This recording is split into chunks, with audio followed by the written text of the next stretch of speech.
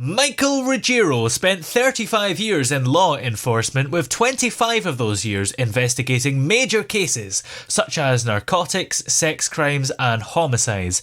In addition to his extensive career in law enforcement, he's also an experienced trainer and instructor, and he's recently released his book, Uncover the Truth, Unlocking the Skills of Body Language and Statement Analysis. And Mike joins us now. How are you today? I'm very good. Thanks, Toby. What was it that inspired you to write a book which, I take it, is inspired by your long career? Yes, and these were hobbies of mine for the last 20 years. It just so happened that I could use them in my career, studying body language and statement analysis. And I read a lot of books on body language and statement analysis. And my wife had always been after me to write a book. And I finally said at the end of my career, you know what, I'm going to go ahead and do it. I read the books, and it kind of just left me feeling like I could add something to that field, to the content. And sometimes I felt as though the books made things a little overcomplicated for the layman. So I wrote my book with the intent of sort of trying to reach the layman. How did you find actually writing a book in the end? Because it sounds, as somebody like myself who's never actually written a book, it sounds like a very daunting task. Well, I understand completely how it can be. But for me personally, I've done training. I have a class called Detecting Deception that I've been doing for the last 10 years or so. That covers the three ways that people can be deceptive. And that is, they either have to write something, they have to say something, or there has to be body language accompanying. So the detecting deception class is on the three. Now, for my book, I just cover the two, which is body language and statement analysis. So I really just kind of patterned the book after my class, and sort of like I was teaching a class, I just did it in written form. So what are your tips to kind of spot a liar and spot somebody that's being deceptive? Well, that's what everybody wants to know. And yeah. I always tell people the first thing that you have to do is you have to look at the context. You have to look at the context, particularly when you're looking at body language, the context of the body language. And it's called detecting deception or uncovering the truth for a reason. And that reason, of course, is there has to be usually an issue that you're trying to determine. There's something at stake. You see, what happens is there has to be jeopardy involved, because jeopardy creates the stress, and the stress creates the change with the body language and or the statement analysis, the words that people use. There's always that thing of people say, when you're lying, you look to the right, and when you're telling the truth, you look to the left. Is that actually true, or did somebody just make that up for a joke? No, there is some scientific studies behind that. Paul Ekman, I don't know if you're familiar with Paul Ekman. But Paul Ekman is kind of known as the father of microexpressions, and he studied a lot of microexpressions and eye movement, and that's what he found. Now, what I always tell my students, because I cover that in my class, and I think I cover it in the book as well, what I always tell the student is it's very important to try to norm somebody, which means see what this person does under normal circumstances, and then when they're answering the hot question, does it change? Do we have now a change in behavior? Because that's where you want to always put the red flag down, is if you have that change in behavior. So I don't try to put everybody into the same category. I always say, be careful with that. I'm going to tell you what it is, what they say, right? Those PhDs like Paul Ekman, I'm going to tell you what they say, but you always want to see if you can norm the person. But this is what they'll say. If someone is being creative, they're going to look up and to their right. Now, that's if they're right-handed. If they're left-handed, you'd have to flip it. Oh, well, that's where it gets confusing. So it gets a little complicated. You'd have to watch them write first.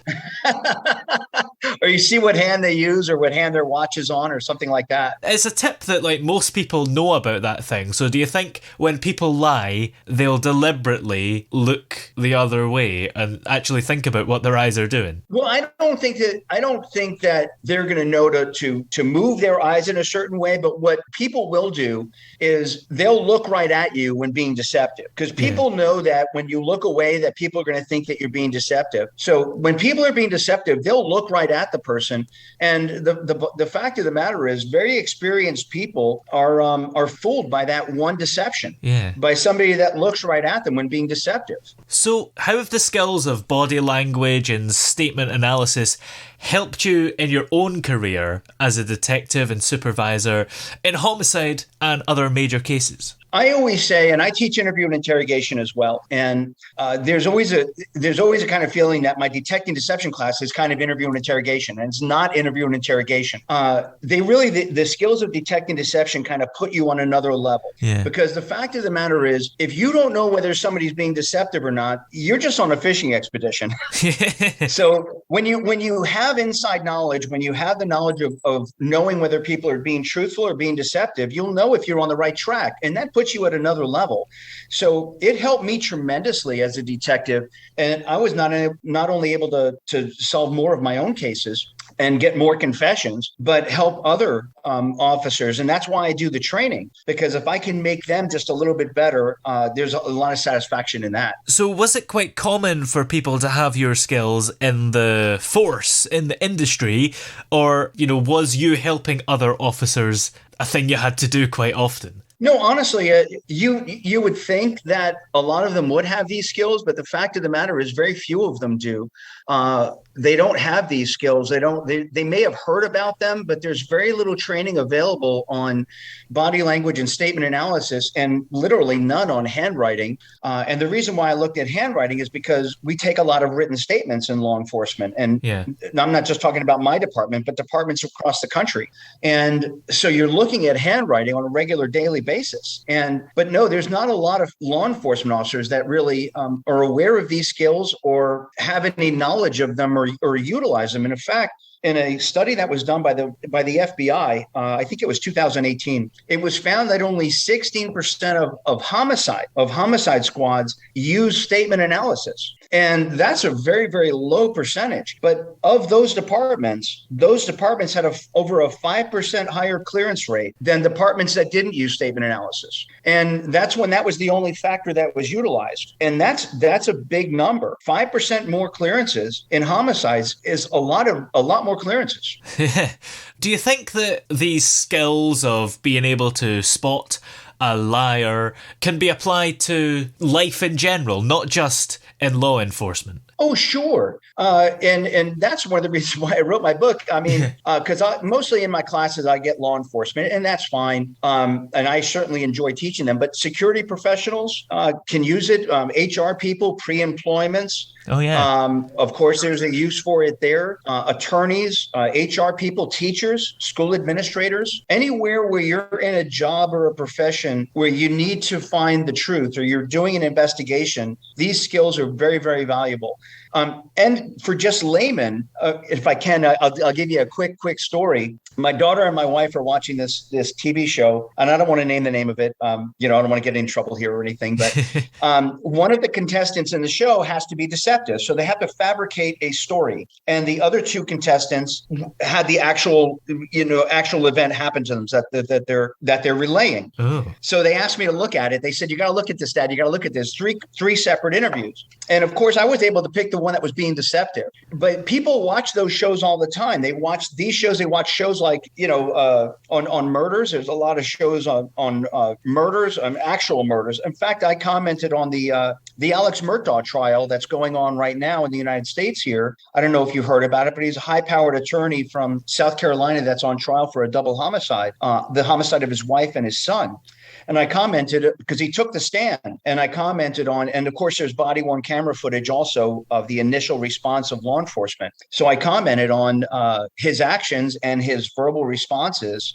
And there was definitely signs of deception. Yeah. So there's a lot of people that love to follow the trials or watch the cases. You don't have to be law enforcement. My daughter's 19 and she does it all the time. Yeah. Now here's the thing: if you watch a murder mystery show on the TV, would you be able to work out who the murderer is based on signs of deception? Because if you are, that's pretty good acting, right? Well, and that actors use those, they do those things because they're trying to convey those emotions, those feelings, and so they'll use those gestures.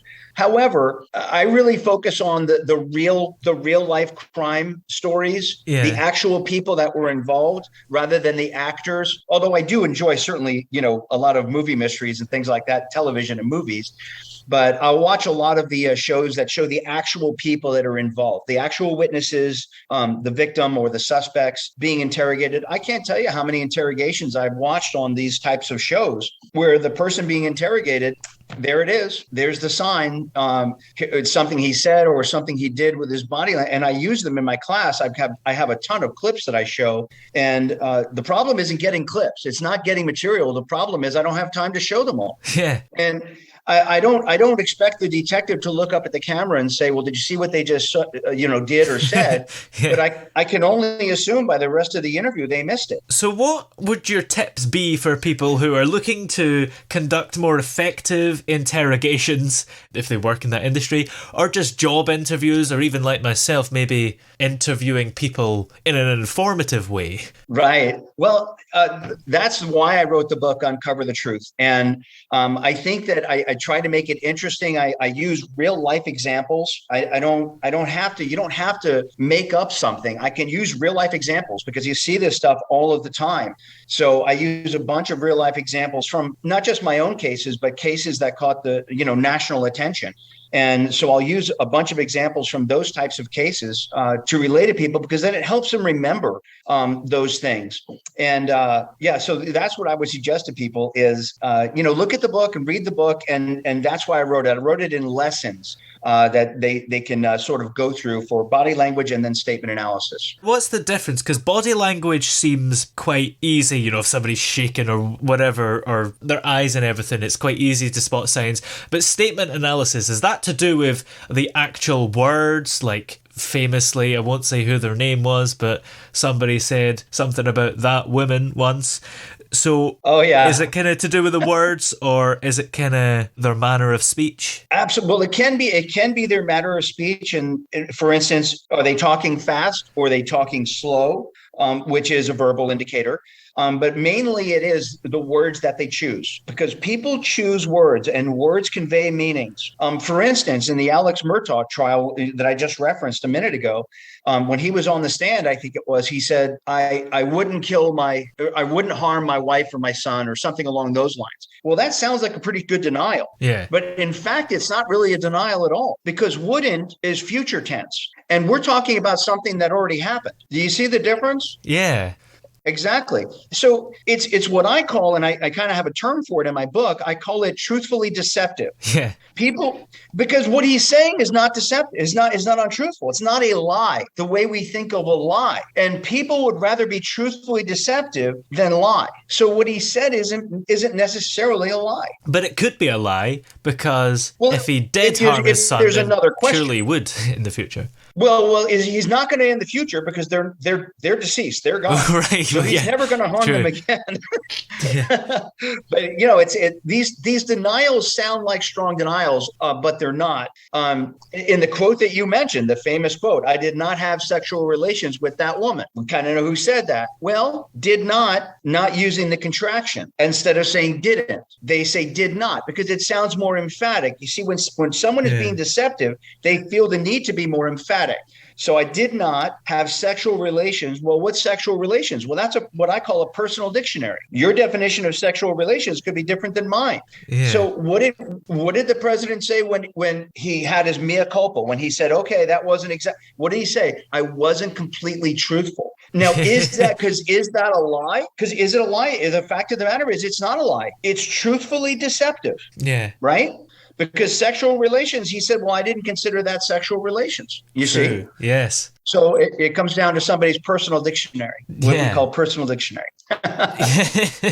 So you worked on the Casey Anthony investigation during your time in internal affairs. What was your role in that investigation? One of the witnesses, the individual, the man who found the remains of Kaylee Anthony, made some comments about our agency and previous calls for service that he had made. So that's what came to me in internal affairs, to look into those prior calls for service. Well, while I was doing that, I looked at, of course, his statement and his testimony. And it was pretty obvious to me that he was being less than truthful with the criminal investigators, with the guys that were doing the criminal case. I wasn't doing the criminal case. I was doing an internal.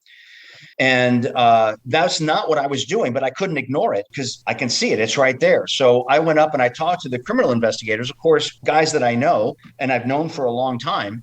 And luckily, they've been in my classes before. So I kind of have a certain amount of credibility with them. Yeah. And I asked them, I said, well, what do you think of his credibility? And they said, well, we think he's credible. And I said, well, I don't think he's being completely honest with you.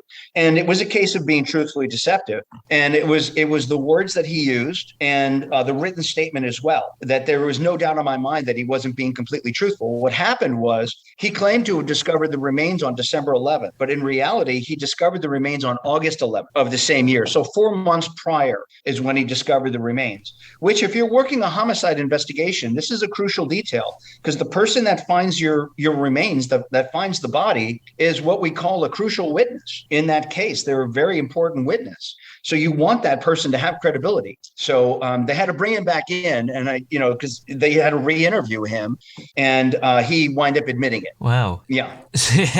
And that's where the interview and interrogation skills come in. So that's how these skills work hand in hand. So I'm sort of starting on third base, if you will, because I already have a really good idea that you're being deceptive. So now I'm already on base, and I'm just trying to bring it home. If you don't know, you're literally, I always say, you're kind of at the plate hoping to get a hit. When you've been interrogating people, what's been the most outrageous lie somebody's told that they thought they could have got away with, but you've seen right through it? There's always a lot of them. But yeah. I was investigating a double homicide, and this suspect came in, and we had cell phone records that we showed him. And at this time, cell phone records were pretty new, and that show him a long way from where his home was and in the area where the homicides were committed. And he makes up this story. He actually does nothing for probably about 2 or 3 minutes because he has to process this information because he didn't expect that. So he has to see how he's going to try to deal with this now. So he's behind the curve, if you will. So now he's got to process the information and think about how he can respond to it. So he makes up this story where he puts like 7 people in a small car that make this trip up there to this area that's 20 miles away from where he lives. And when I called him on it, when he finished the story, and I said, wait a minute. So there were 7 people in this car, which was a small car. It was like a Ford Focus or something.